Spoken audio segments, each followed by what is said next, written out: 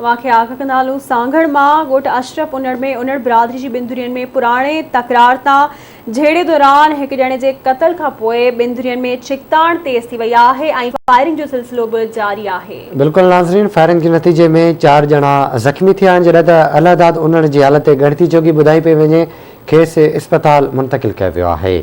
आगाह कयूं पिया सांगड़ मां ॻोठ अशरफ उनड़ में उनड़ बिरादरी जे ॿिनि धुरियुनि में झेड़े खां पोइ हिकु ॼणे जे क़त्ल थियण खां पोइ छिकताण तेज़ थी वई आहे, जॾहिं त फायरिंग जे नतीजे में 4 ॼणा ज़ख़्मी थिया आहिनि, जिन मां अलहदाद उनड़ जी हालत ॻणिती जोगी ॿुधाई पई वञे, खेसि इस्पताल मुंतक़िल कयो वियो आहे। आगा कंदालू ब्रेकिंग न्यूज़ आहे। फायरिंग जे नतीजे में 4 ॼणा ज़ख़्मी थिया आहिनि। अलहदाद उनड़ जी हालत ॻणिती जोगी ॿुधाई पई वञे, जंहिंखे इस्पताल मुंतक़िल कयो वियो आहे। वाक़े सांगड़ मां अपडेट कंदालू ख़बर अवां सां शेयर कंदालू। ॻोठ अशरफ उनड़ में उनड़ बिरादरी जी ॿिनि धुरियुनि में पुराणे तकरार तां झेड़े दौरान हिकु ॼणे जे क़त्ल खां पोइ ॿिनि धुरियुनि में छिकताण तेज़ थी वई आहे। फायरिंग जो सिलसिलो जारी आहे। फायरिंग जे नतीजे में 4 ॼणा ज़ख़्मी थी पिया आहिनि।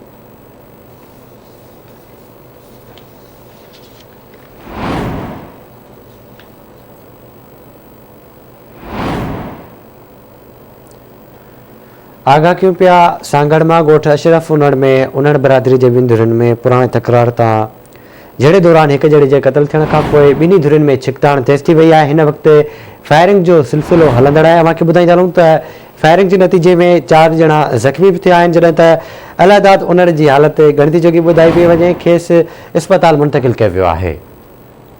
अपडेट्स वठंदासीं सांगड़ मां एडी कुंबर खां। एडी, छा तफ़सील आहिनि, आगाह कजो।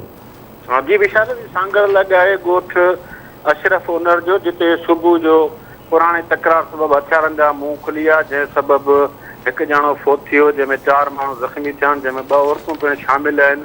फोती जेको आहे जानिब उनड़ पंहिंजी ज़रई ज़मीन ॾांहुं वञी रहियो हो, त ओचितो फायरिंग जेका हली पई, उन फायरिंग जी गोली लॻण सबबि उहो फोत थी वियो आहे, जॾहिं त 2 औरतूं ऐं 2 मर्द, जंहिंमें दिलमुराद ऐं मुहब आहे, उहे ज़ख़्मी थिया आहिनि, जंहिंमें दिलमुराद जी हालत जेका आहे सावा सीरियस आहे। इतला ते पुलिस बि पहुती आहे, मगर गुज़िरियल 2-3 कलाकनि खां वठी जेको फायरिंग जो सिलसिलो आहे उहो वक़्फ़े वक़्फ़े सां जारी आहे। इलाइक़े में ख़ौफ़ ऐं ॾहका पकिड़ियल आहे। जी, महिरबानी एडी अवां जी अपडेट करण लाइ।